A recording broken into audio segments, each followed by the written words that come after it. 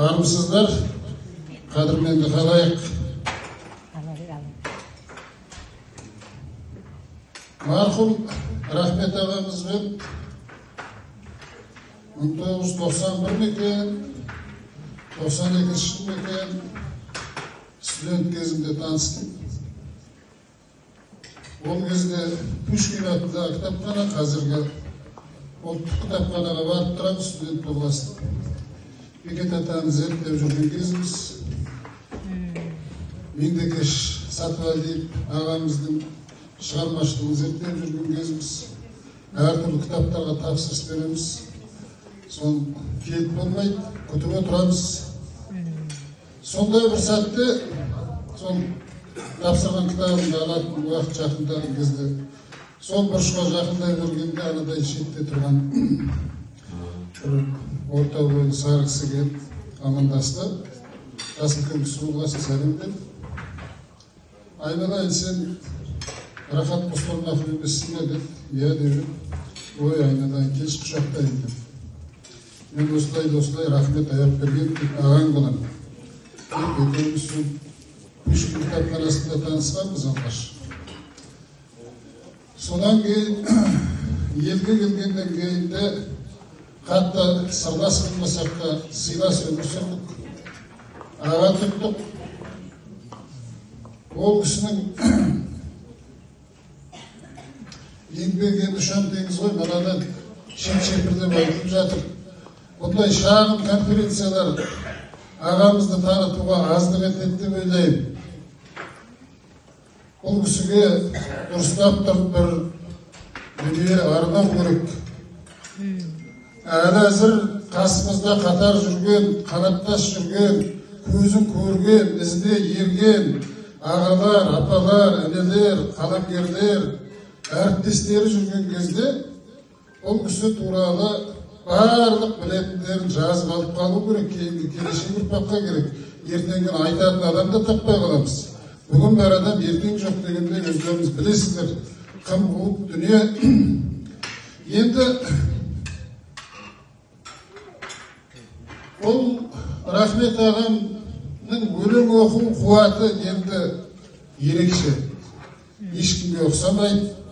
Жаңа Темір ағамыз айтқандай, мен көрген екі адамның бірі деп, бұл кісінің өлең оқығанда жаңа Қожа Ахмет ағамызды айтып қойды. Арқаланып кетеді, әруақтанып кетеді, бар дүниені ұмытып, сол өлеңнің іші бауына кіріп тұрып оқиды. Бұндай беріліп оқитын адам сирек, және өзінің ғана өлеңдерін емес, тек Төлеген Айберген өлеңдерін ғана емес, мен деген қазақты қабырғалы қаламгерлердің көпшілік өлеңдерін жатқа білетін. Бұл үлкен қасиет. Осы тұрғанда өзіміз бір жол өлеңді жатқа білмейміз. Кез келген адамға беріле бермейтін қабілет. Ол кісі тек жатқа біліп қана қоймай, жанын кіргізіп тұрып оқитын.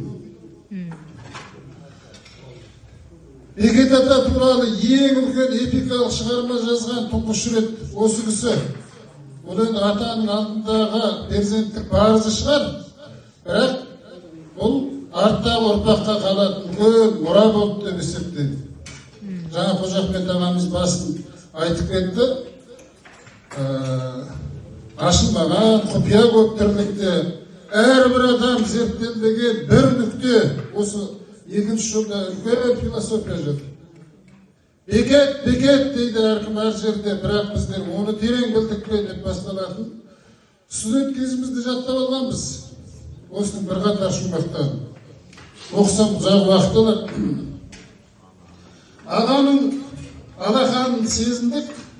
Кейін елге келгеннен кейін еңбек етіп жүрген кезде өзінің парасат әлеміне саяхат деп аталатын сыни шығармалар кітабына 17-нің көктемінен басталған бұлақ деп менің шығармашылығым туралы жеке бір мақала арнады. Кейін оны сосын өзі жарыққа шыққаннан кейін үйіне барып отырғанда арнайы кәдімгі автограф беріп сыйлады.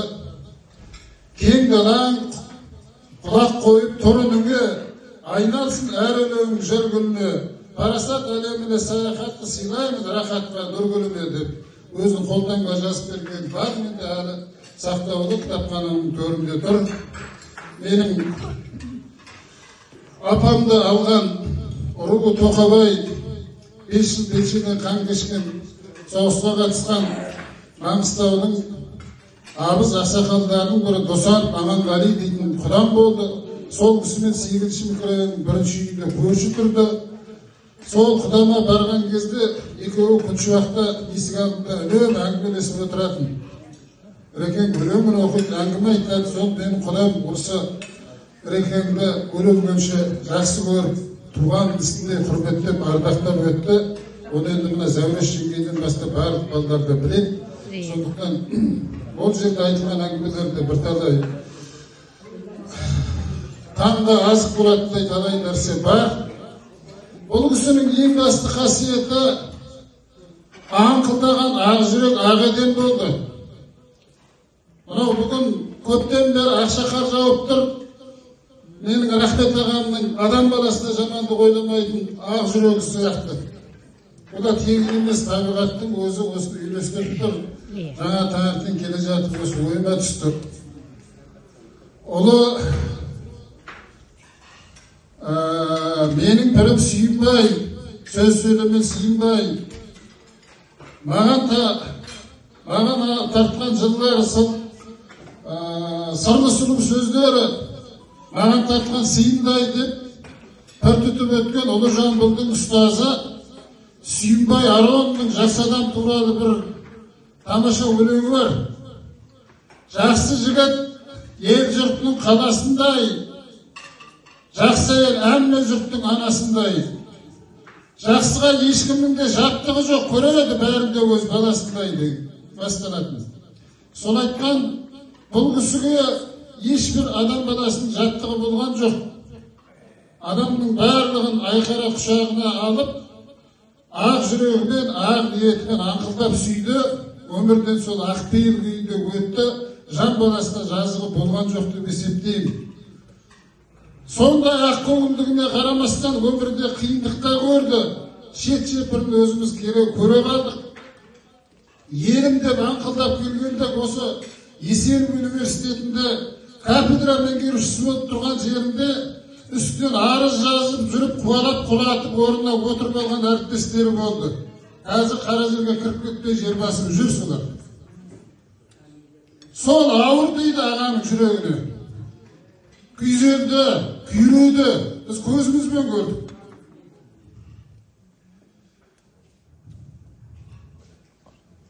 Тірісінде тектей қадірін білмегеннен кейін өлген соң өтірік өкіріп жылағанның қажеті жоқ. Қасында жүрген, қанаттас жүрген адамның қадірін білгенге не жетсін ағайын. Енді айта берсе әңгіме көп. Бүгін бір аунап түсіп ағамыз жазылып жатқан шығар. Айналайын халқым, елім бар екен ғой іздейтін мені деп. Өмірге қайта келгендей болып жатыр, халқына қайта қауышқандай болып жатыр. Сол ғұмыры ұзақ болғай, мәңгілік болғай, топырағы торқа болғай, рухы риза болғай. Мұхамбет ағамызға, Зәуре жеңгемізге, Нұрланға, барлық бала шағасына беріп атырған садақаларыңыз қабыл болсын. Інінің, бауырдың, жардың, әкенің алдындағы өтеліп жатқан перзенттеріңізді жасаған ем қабыл қылсын деген керек. Басымыз борышта құралсын, дастархан жақсылыққа жайылсын. Осындай азаматтарды, арыстарды, адамдар бар кезде, адамдар қадірін білетін кезде, жас ұрпақтың жадына салып, жиірек еске алып тұрайық. Бір-біріміздің 5 күн тіршілікте қадірімізді білейік. Тәңірім сабылып садақадан келе жатып емес, топырып тойдан келе жатуға жазсын.